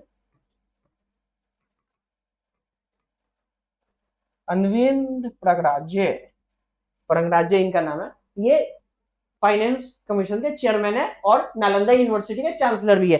एंड जो वाइस चांसलर थे मिस्टर सचिन चतुर्वेदी। आप ये देखिए, अगर नालंदा यूनिवर्सिटी का आपको चांसलर पता है कि एक इकोनॉमिस्ट है, तो जो वाइस चांसलर होंगे उससे आप गेस लगा सकते थे कि वो भी इकोनॉमिस्ट थे। ठीक है, अगर नहीं लगा तो कोई बात नहीं, बट ये वाला चीज नालंदा यूनिवर्सिटी का याद कर लीजिएगा। हाँ, नालंदा यूनिवर्सिटी एक्ट कब पास हुआ था? तो 2010 में। उसमें के किसका ये ब्रेन चाइल्ड था कि नालंदा यूनिवर्सिटी को फिर से डेवलप किया जाए? तो डॉक्टर एपीजे अब्दुल कलाम का ये आइडिया था कि नालंदा यूनिवर्सिटी को डेवलप किया जाए। एंड प्लीज डिजाइन का नाम आप लोग कमेंट में बताइएगा, क्योंकि मैंने उनका सरनेम बता दिया डोशी, तो डोशी से पहले क्या आएगा आप बताइएगा। Okay, which financial institution commemorated its 19th year of establishment in 2025? अगर आपको इसका आंसर नहीं पता तो सीधा बात है 2025 से 90 इयर्स को माइनस कर देंगे, तो आएगा 1935। तो आपको ये सीधे क्वेश्चन है कि 1935 में कौन सा बैंक बना था। इनडायरेक्ट क्वेश्चन यही है, बट एग्जामिनर ने घुमा के आपसे पूछ दिया। ठीक है, तो इस क्वेश्चन में दिमाग को शांत रखिए सबसे पहले, एंड माइनस करिए 1935। तो आपने मैंने बता रहा था कि 1935 में कौन सा बैंक आया था, तो 1935 में एक बैंक आया जिसका नाम था आरबीआई। किस एक्ट से? तो आरबीआई एक्ट 1934। ठीक है, इनिशियल हेडक्वार्टर इसका कलकत्ता था, बट 1937 में इसका कैपिटल को मुंबई शिफ्ट कर दिया गया। किसके रिकमेंडेशन पे बना था? तो Hilton young committee, Hilton young committee, royal commission इसको कहा जाता। कौन थे गवर्नर इंडिया के उस टाइम? तो वेलिंगटन, मैं लॉर्ड नहीं लगाऊंगा, वेलिंगटन थे उस समय के governor. Calcutta initial headquarter, but in 1937 उसको शिफ्ट कर दिया गया बॉम्बे में। ठीक है, उसके बाद आरबीआई में कितने मेंबर्स? एक गवर्नर होता है plus not more than 4 deputy governors, मतलब 3 गवर्नर्स हो सकते हैं बट 5 गवर्नर्स नहीं हो सकते। ठीक है, मतलब ऐसा जरूरी नहीं कि 4 का 4 ही गवर्नर रहे, आप 3 भी हो सकता है, 2 भी हो सकता है, इसलिए लिखा गया not more than 4 governors plus एक गवर्नर रहेगा। अभी आरबीआई के एक नए गवर्नर अपॉइंट किए गए हैं, आप नाम बताइए। उनका नाम है संजय मल्होत्रा। संजय मल्होत्रा अभी न्यूली अपॉइंटेड आरबीआई के गवर्नर हैं। ठीक है, तो एक governor plus not more than 4 deputy governors होते हैं आरबीआई के। उसके बाद आरबीआई क्या काम करता है? मॉनेटरी पॉलिसी आपको पता है। ठीक है, हाँ, आरबीआई के जो फर्स्ट गवर्नर थे उनका नाम था Osborne Smith. First Indian governor CD Deshmukh, and CD Deshmukh क्या थे? इंडिया के सेकेंड फाइनेंस मिनिस्टर।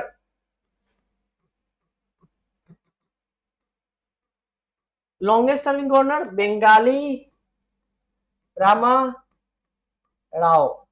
ठीक है, आगे मैं एक वीडियो बनाऊंगा जिसमें आरबीआई का पूरा मैं फंक्शन बता दूंगा। ये बस बेसिक फैक्ट है, ये आपको याद रहना चाहिए। ठीक है, कब स्टैब्लिश हुआ था? 1935 में। आरबीआई किसके रिकमेंडेशन, कौन से कमिटी पे बना था? हिल्टन यंग कमिटी पे। ठीक है, कितने गवर्नर्स होते हैं, कितने डिप्टी गवर्नर्स होते हैं, इनिशियल हेडक्वार्टर कितना था, फर्स्ट गवर्नर कौन था, लॉन्गेस्ट सर्विंग गवर्नर कौन था, जब आरबीआई बना था तो उस समय का इंडिया का गवर्नर कौन था? तो लॉर्ड वेलिंगटन। ठीक है, हो गया, चलिए। तो क्वेश्चन क्या था इसका बता दिया, आरबीआई। ठीक है, अब ये which Indian state hosted its international biosolar meet? अगर आप बिहार के हैं तो आपको पता ही होगा। ठीक है, पटना में हुआ था ये, एंड हर मैगजीन में कवर किया गया था कि ये इंटरनेशनल बायोसेलर मीट पटना में हो रहा है। चलिए नेक्स्ट क्वेश्चन। ओके, ये तो हो गया। Okay, which state topped the implementation of Pradhan Mantri formalization of micro food processing enterprises scheme in the financial year 2025 4 और 5? अब फॉर्मलाइजेशन क्या होता है? सबसे बड़ा क्वेश्चन, फॉर्मलाइजेशन क्या होता है? फॉर्मलाइजेशन मतलब जो कैजुअल वर्कर है उनको हम लोग फॉर्मलाइज कर रहे हैं। ठीक है, मतलब उनको सोशल सिक्योरिटी दे रहे हैं, उनको एक इंडस्ट्री से जोड़ रहे हैं। ठीक है, मतलब उनको कैजुअल तौर पे हम लोग नहीं ले रहे हैं, मतलब उनको एक अपने, मतलब अपने साथ उनको लेके चल रहे हैं, उनको एक सोशल सिक्योरिटी बेनिफिट दे रहे हैं। ठीक है, उनको अच्छा हेल्थ सिक्योरिटी दे रहे हैं, उनको टेन्योर ऑफ जॉब दे रहे हैं। ठीक है, जितना जॉब उनका अच्छा, हर लेवल पे उनको प्रमोशन है, उसको फॉर्मलाइज, अच्छा इंसेंटिव दे रहे हैं, उसके साथ रिवॉर्ड दे रहे हैं। ठीक है, तो ये होता है फॉर्मलाइज करना।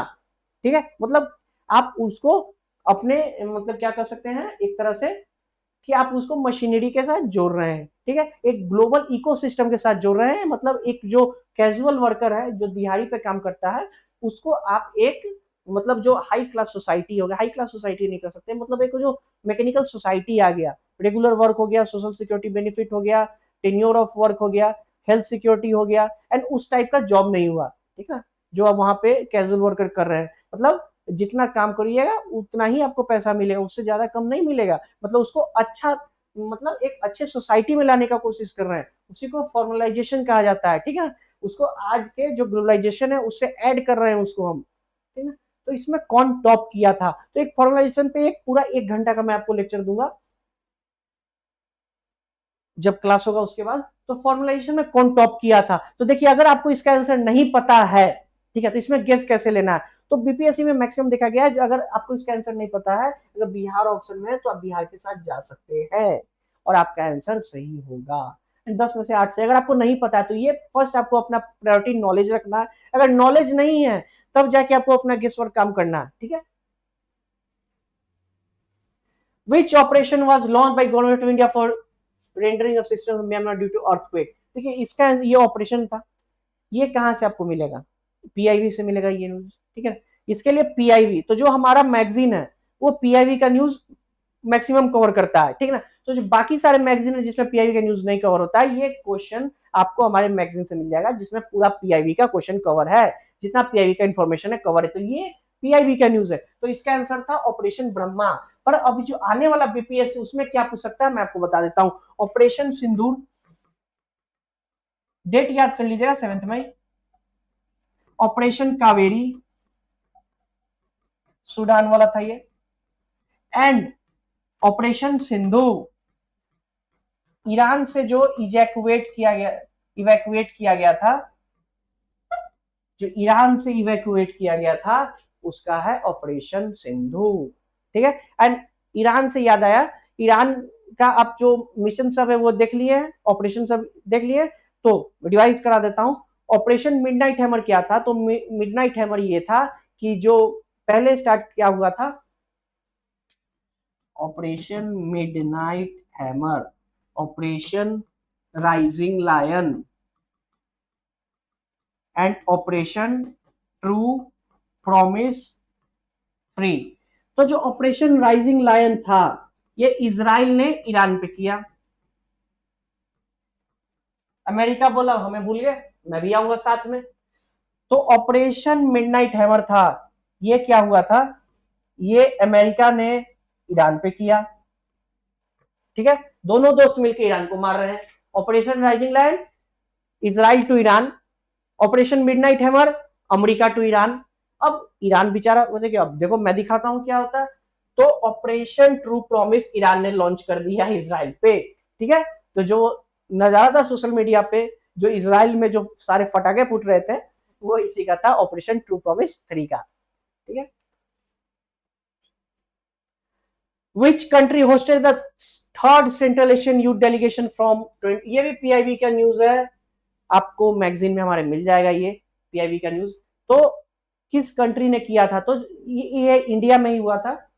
तो इसमें होता है क्या कि जितने भी सारे कंट्री है उनके यूथ आते हैं, हमारे कल्चर से वो रूबरू होते हैं, हमारे कल्चर्स को देखते हैं, हमारे मोन्यूमेंट्स को देखते हैं और हमसे कल्चरली जुड़ते हैं। ये एक सॉफ्ट पावर का एक तरीका होता है जो सर आपको मेंस में बताएंगे कि soft power and hard power क्या होता है। ठीक है, तो इसका आंसर होगा इंडिया। अगला, Shri Jyoti Scindia represent India at mobile world congress 2025 in the month of the March held at Barcelona में हुआ था ये चीज। एंड बार्सिलोना किधर है, अगर आप फुटबॉल फॉलो करते हो तो आपको पता होगा बार्सिलोना किधर है, नहीं पता कर मैं बता देता हूँ, बार्सिलोना है स्पेन में। ये भी पीआईबी का न्यूज है। कितना भी गवर्नमेंट ऑफिशियल का जो विजिट होता है वो गवर्नमेंट साइट से ही आपको मिलेगा, वो मैगजीन में आपको नहीं मिलेगा, वो गवर्नमेंट साइट से ही मिलेगा। वो गवर्नमेंट साइट पे हम लोग क्या करते हैं, सारा न्यूज निकालते हैं और उसको बाद ही आप लोग को मैगजीन रिलीज करते हैं। ठीक ना, तो ये उसी का न्यूज है। Who was crowned Miss World 2025 at 22nd edition of the peasant held this year in Hyderabad. तो इसका आंसर है ओपल सुचाता चुगांसी। कहां की है ये इंपॉर्टेंट है, तो ये थाईलैंड की है। ये कहां से बिलोंग करती हैं? तो ये थाईलैंड से बिलोंग करती हैं ये। एंड ये तो मिस वर्ल्ड पूछा, आप ही बताइए मिस इंडिया कौन है? तो मिस इंडिया का टाइटल इस बार मिला था मनिका विश्वकर्मा को। ठीक है। The fourth meeting of the joint working group of tourism of India and Japan took place on the April where we held। देखिए जब ऐसा क्वेश्चन आपको नहीं पता है, ठीक है, नहीं पता है कि कहाँ हुआ है, तो आप ध्यान से देखिए। फोर्थ मीटिंग हुआ था joint working group of tourism corporation. Joint working मतलब यहाँ अथॉरिटी सब मीट कर रहे हैं। ठीक है, अब देखिए ना, joint working group of tourism corporation, यहाँ कोई नेता का नाम है? नहीं है। ठीक है ना, प्राइम मिनिस्टर का, अब आवर ऑनरेबल प्राइम मिनिस्टर का भी नहीं, तो एक अथॉरिटी लोग यहाँ मीट कर रहे हैं ना, सेक्रेटरीज हो गए, वहां के ऑफिशियल्स हो गए। तो ये जितना भी ऑफिशियल मीटिंग होता है ये मैक्सिमम दिल्ली में होता है। ठीक है, तो आपको इसका आंसर पता है नहीं पता है तो आप यहाँ दिल्ली के साथ जा सकते हैं और आपका आंसर सही होगा, क्योंकि बेंगलोर, पुडुचेरी या मुंबई में लेस चांस है कि कोई भी ऑफिशियल मीट हो। ठीक है, how many medals, very important topic. तो चलिए, खेलो इंडिया यूथ गेम्स, खेलो इंडिया यूथ गेम्स कौन सा एडिशन हुआ था बिहार में? 7th addition. मस्कट क्या था? गजसिम्हा। कितने डिस्ट्रिक्ट में हुआ था? 5। पटना, गया, Rajgir, Begusarai and Bhagalpur plus new Delhi. कितने स्पोर्ट थे? 27 स्पोर्ट प्लस 1 डेमो स्पोर्ट, ई स्पोर्ट था 1 डेमो। कितने मेडल्स जीते? तो बिहार का रैंक था आपको इसमें 15, मेडल्स थे आपको 36, जिसमें कि था 7 गोल्ड, 11 सिल्वर एंड 18 ब्रोंज। ठीक है,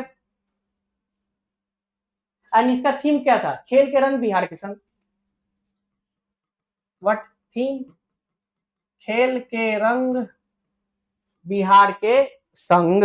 ठीक है, रिवाइज हो गया, फिर से एक बार रिवाइज कर लीजिए। जाइए, खेलो इंडिया यूथ गेम बिहार में क्या हुआ था? 7वां संस्करण हुआ था। कौन कौन से जगह हुआ था? 5 डिस्ट्रिक्ट में, पटना, गया, Begusarai, Bhagalpur and Rajgir plus new Delhi. ठीक है, बिहार का रैंकिंग क्या था? 15 था। नेशनल गेम्स में बिहार का रैंकिंग कितना था? 29 था। ठीक ना, कितना मेडल जीता इन्होंने? तो 36 मेडल जीता, 7 गोल्ड, 11 सिल्वर एंड 18 ब्रोंज। उसमें कितना मेडल जीता था? कमेंट करके आप बताइएगा। ठीक है, 12 मेडल जीता था उसमें भी। ठीक है, मॉस्कोट क्या था? गसिम्मा। ठीक है, थीम क्या था? खेल के रंग बिहार के संग। हो गया, तो इसका आंसर होगा 36। नौकर महामंत्र दिवस celebrated on April on Lord Mahavir was inaugurated bye home. ऐसा क्वेश्चन दे रहा है जिसमें हमारे ऑनरेबल प्राइम मिनिस्टर का नाम है। ठीक है, तो मैक्सिमम आंसर यही होगा, क्योंकि जो इनॉग्रेशन का काम या तो प्राइम मिनिस्टर मैक्सिमम करते हैं, या प्रेसिडेंट करते हैं, या चीफ मिनिस्टर करते हैं। तो चीफ मिनिस्टर का नाम है नहीं। ठीक है, आप ऐसे गेस लगा सकते हैं। तो प्राइम मिनिस्टर ऑफ इंडिया 10 में से 6 बार या 7 बार आपका सही आंसर हो जाएगा। अगर आपको पता है तो, नहीं पता है तो आप प्राइम मिनिस्टर पे जा सकते हैं। ये जो आपको डेटा है कोई दिक्कत नहीं है, इसका आंसर ये होने वाला। India decrease the average tariff on the direct items. ठीक है, कितना घटाया था ये आपको पता है, कोई दिक्कत नहीं। ऐसा क्वेश्चन 1-2 आता है बाउंसर, आपको आपका माइंड डिस्टर्ब करने के लिए, आपको ये क्वेश्चन को सीधे स्किप करना और आगे निकल जाना। उतना इंपॉर्टेंट ये क्वेश्चन नहीं है। ठीक है, ये आपका सिलेक्शन डिसाइड करेगा। ठीक है, okay. The digital data protection act does not cover. अब ये डिजिटल डाटा प्रोटेक्शन एक्ट क्या था वो अब ये देखिए। ठीक है, तो पहला है कंसेंट बेस्ड डाटा यूज। आपके कंसेंट से ही आपका डाटा, आप देखते हैं ना मोबाइल पे आता है तो अलाउ आप करते हैं, आप कंसेंट देते कि ठीक है मेरा डाटा यूज कर लो। ठीक है, ये होगा राइट ऑफ डाटा, आपके डाटा पे आपका राइट। ठीक है, मेरा डाटा है, मैं चाहूँ यूज करूंगा। ठीक है, मैं आपको बोला हूं आप यूज नहीं कर सकते हो मेरा डाटा। ठीक है, काफी न्यूज में था, ये भी होगा। एंड जब कोई भी डेटा प्रोटेक्शन एक्ट है तो उसका बोर्ड तो बनेगा ही। ठीक है, अभी टर्मरिक एक्ट है तो टर्मरिक बोर्ड भी तो बना। तो इसी तरह जितना भी एक्ट आएगा उसका एक बोर्ड बनता है। आप थोड़ा कॉमन सेंस लगा सकते हैं इस बात का, अगर नहीं पढ़े तो, पढ़े हैं तो उसमें ये तीनों था। ठीक है, एंड लास्ट में जो होता है राइट टू डाटा पोर्टेबिलिटी। आप सिम पोर्ट कराते हो ना, एक जगह का डाटा दूसरे ट्रांसफर कराते हो, एक नंबर दूसरे सिम में ले लेते हो, तो वही पोर्ट यहाँ पे भी है कि आप जैसे कि आप फेसबुक पे आपका डेटा है, आप चाहोगे कि वहां से मैं फेसबुक से अपना डेटा लेके एंड ट्विटर पे जाके शेयर करूं, तो वो अभी तक नहीं आया है, ठीक है ना। तो यही हो जाएगा इसका रॉन्ग आंसर, जो कि है यहाँ पे, ये हो जाएगा इसका आंसर, मतलब ठीक है। The railway station with highest number of platform Howrah junction है इसका आंसर। 23 प्लेटफॉर्म्स है हावड़ा जंक्शन पे। ये आपके लूसेंट के जनरल नॉलेज बुक में भी दिया हुआ है। ये मेनली करंट अफेयर्स का नहीं, ज्योग्राफी का क्वेश्चन है, इंडस्ट्रीज का क्वेश्चन है, क्लास 12 इकोनॉमिक ज्योग्राफी जो चैप्टर है उसका क्वेश्चन है ये हो गया। India major achievement in holding G20, very important. India जो G20 होल्ड किया था तो उसका मेजर अचीवमेंट क्या था? Creating BRICS plus alliance. US के होते हुए ब्रिक्स प्लस अलायंस आप G20 में क्रिएट करोगे। Removal of Russia from G20, India Russia को रिमूव करेगा, ये आप सोच भी कैसे सकते हो।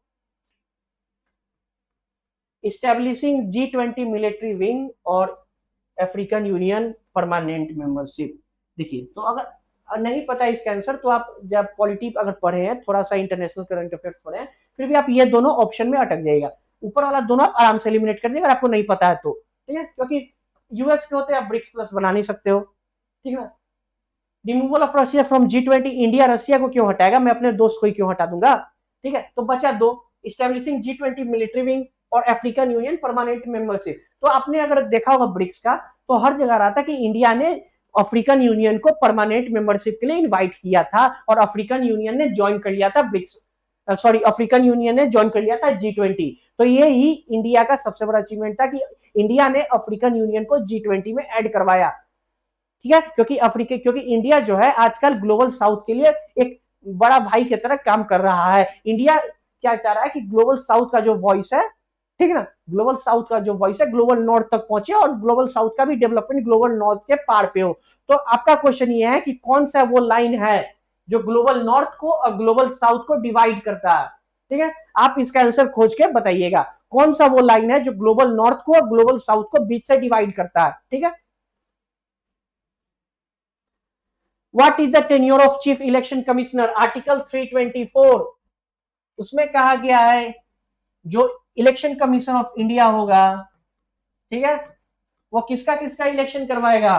President, vice president and state legislative assembly, यही तीनों का करवा सकता है, ठीक ना। ये मत कहिए कि पंचायत का इलेक्शन आर्टिकल 243 के तहत आएगा, क्योंकि वो स्टेट का इलेक्शन कमीशन करवाएगा, इलेक्शन कमीशन ऑफ इंडिया नहीं करवाएगा वो, ठीक है। ये आर्टिकल 324 है। इसी में आता है आर्टिकल 324 क्लॉज 2, ये कहता है एक चीफ इलेक्शन कमिश्नर होगा and number of election commissioners as president may time to time fix. मतलब एक चीफ इलेक्शन कमिश्नर होगा और उसके साथ जो इलेक्शन कमिश्नर होंगे वो प्रेसिडेंट ही डिसाइड करेगा कि उस प्रेसिडेंट, ऑनरेबल प्रेसिडेंट को कितना इलेक्शन कमिश्नर एडिशन में रखना है, ठीक है। एक election commissioner plus number of election commissioner as president may time to time fix. उसी में आता है एक आर्टिकल 324 क्लॉज 5, ये कहता है कि जो उसका टेन्योर होगा, जो उसका सैलरी होगा इलेक्शन कमिश्नर का, वो प्रेसिडेंट बनाएगा।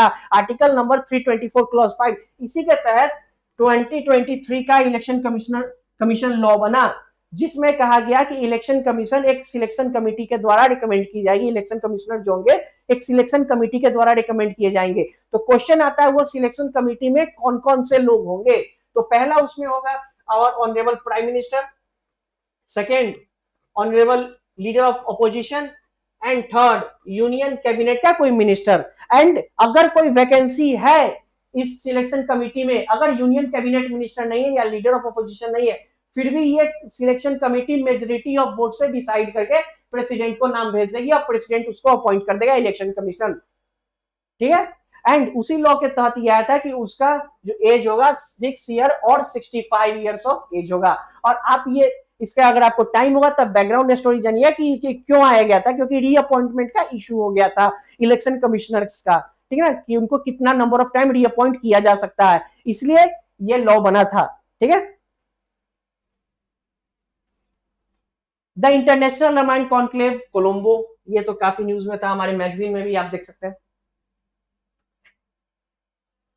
इन April 2025 which is the memory of the world?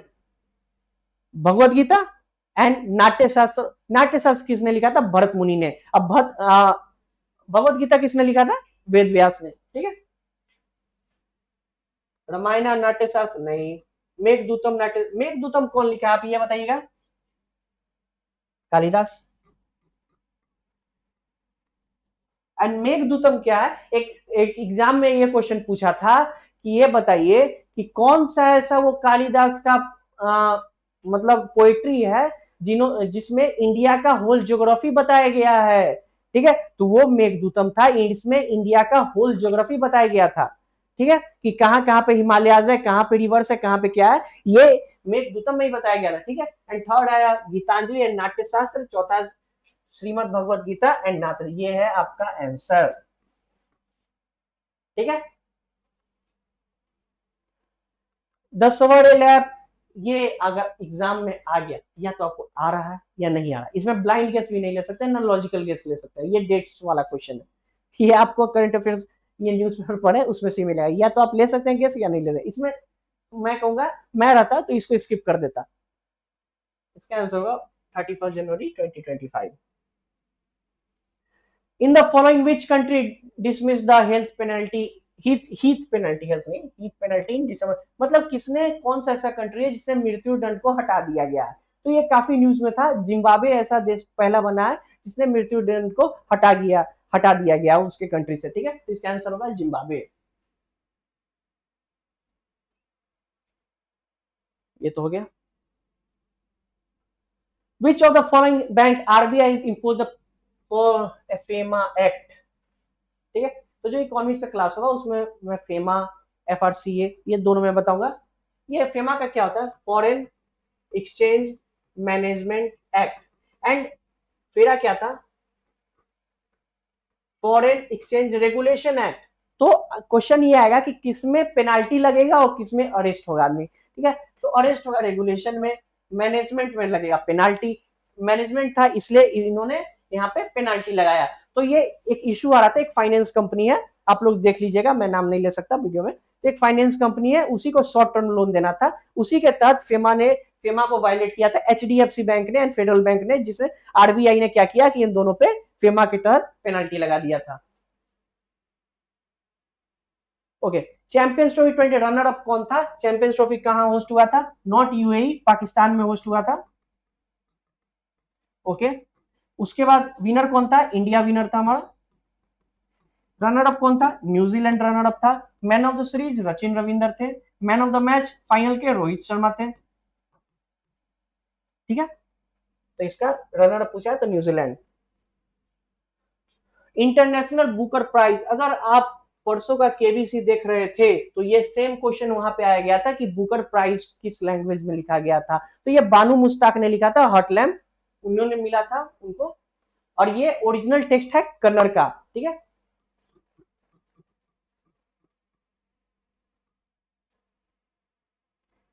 Okay. Who are the following got the Padma Vibhushan award? Osamu Suzuki, Suzuki Motors वाले, इनको मिला था, बहुत ही अच्छे आदमी, इनको मिला था पद्म विभूषण। तो आज का ये सेशन कंप्लीट हो गया। अगर आपको पॉलिटी का सेशन अगर चाहिए होगा तो आप लोग कमेंट में प्लीज बता दीजिएगा। मैं सर को बोल के आप लोग का पॉलिटी का भी सेशन करवा दूंगा, जिसमें इंपॉर्टेंट जो टॉपिक्स होंगे, प्रीएम्बल हो गए, vice president, president, election commission, chief election commission, सारा कुछ बता दिया जाएगा, अमेंडमेंट्स भी। तो आपको ये लेक्चर कैसा लगा प्लीज कमेंट में वो भी बता दीजिएगा। और जो मैंने क्वेश्चंस दिया है आपको उसका आंसर भी कमेंट में जरूर बता दीजिएगा। ठीक है, तो मिलते हैं तब तक अगले लेक्चर के लिए। अच्छे से रिवाइज करिए। चलिए बाय।